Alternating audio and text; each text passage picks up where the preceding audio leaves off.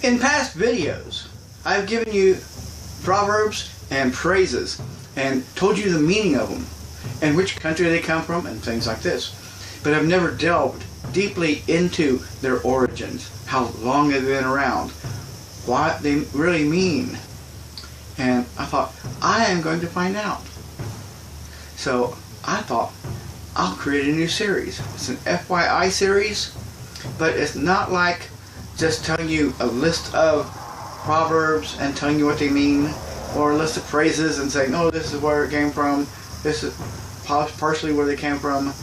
And with the help of phrases.org UK, I will explore top phrases that you've heard probably every day without even thinking about them.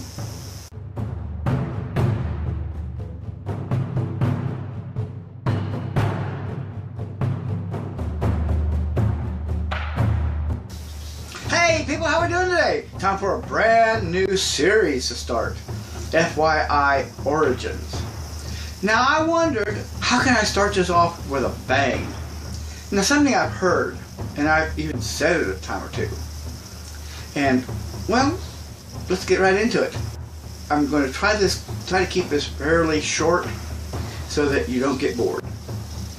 And I'm going to start off with just one. And on later episodes, I'll either give you one or two if they're short enough.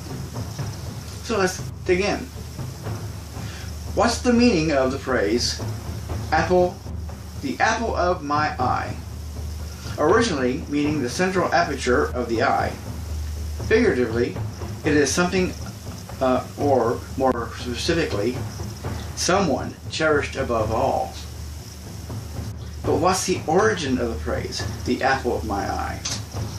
The apple of my eye is exceedingly old and first appears in Old English in a work attributed to King Alfred the Great of Wessex, AD 885, titled Gregory's Pastoral Care. Much later, Shakespeare used the phrase in A Midsummer Night's Dream, 1600.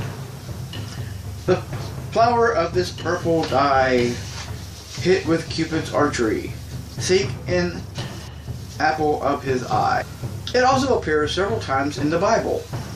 For example, in Deuteronomy 32:10, King James Version, 1611, he found him in a desert land and in the waste howling wilderness.